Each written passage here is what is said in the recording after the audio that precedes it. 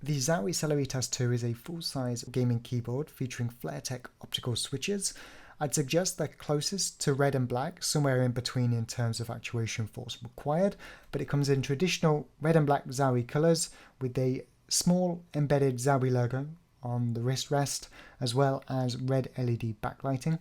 Now this backlighting does have white states for caps lock, num lock, scroll lock, and the Windows key when it's disabled. You do that by hitting function. And you've also got full control over the media keys with F1 to F6, control over the brightness levels with F7 to F8, and control over the real-time response rate when you've got the USB to PS2 adapter connected on F9 and F12. But this is definitely somewhat of a feels bad moment for me because my Asus Z77 Sabertooth motherboard doesn't feature a PS2 input on the I/O. Now some of the new Z370 motherboards do, and if it's important to you, definitely be on the lookout for that input. But if you travel around to events, there's no guarantee that the PCs you'll be playing on will have that input. And I guess that's the good thing about the keyboard, is that the PS2 adapter is that, an adapter.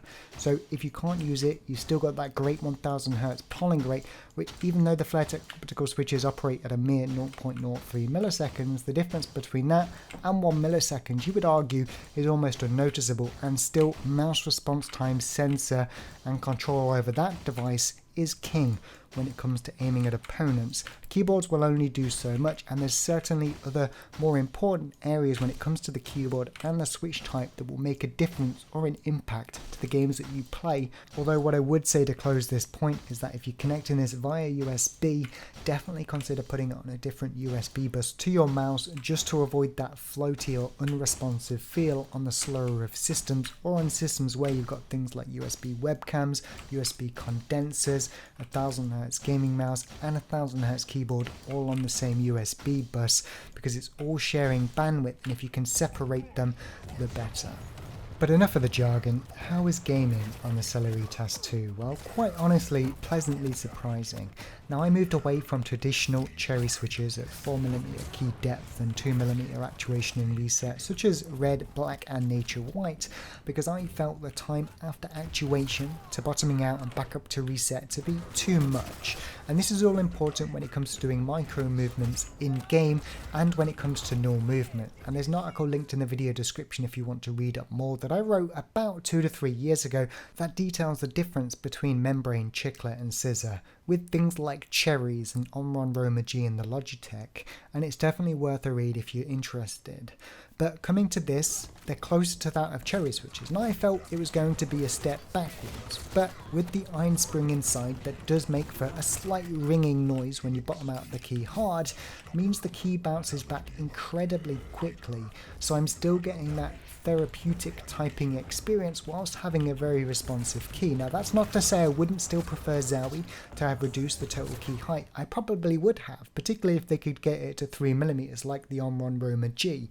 But going back to linear switches compared to the brown-esque style switches of the Omron Roma G was definitely a positive thing, despite having the slightly increased key depth. At first it was somewhat like jumping into a very deep puddle, and I mean you'd be surprised the difference 1mm can make.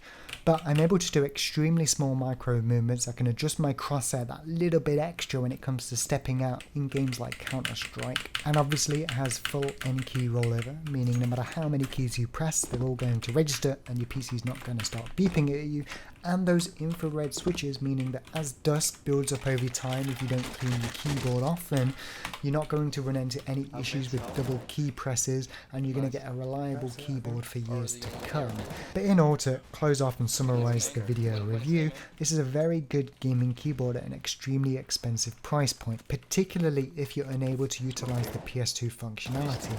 I'm personally going to be using it moving forward, but I didn't have to buy it. And if I did and I wasn't able to keep it, thank you by the way Zowie, I'd probably consider something else if connecting solely by USB, something with dedicated media keys or a smaller form factor, one that combines the number pad with the arrow keys via a function key. And I think that's the main thing I'd like to see from them in future, something that combines the right side of the keyboard together in one package, and not what people always ask for, a traditional TKL keyboard, because number pads are needed, definitely in some some of the spectator games available today. But when all is said and done, Zowie have, I guess, done it again. It's a great gaming keyboard that just works. It's plug and play, and yes, I would like software that unifies other products on the desk, such as mice, keyboards, monitors, headsets, whatever comes from Zowie in terms of RGB lighting, but who really needs it, right? This works for competitive players and you're going to be able to perform, and for that, it's a job well done. Anyway, if you've liked the video, give it a thumbs up. If you have any questions or comments, let me know below. For now, we'll catch you next time. Take care.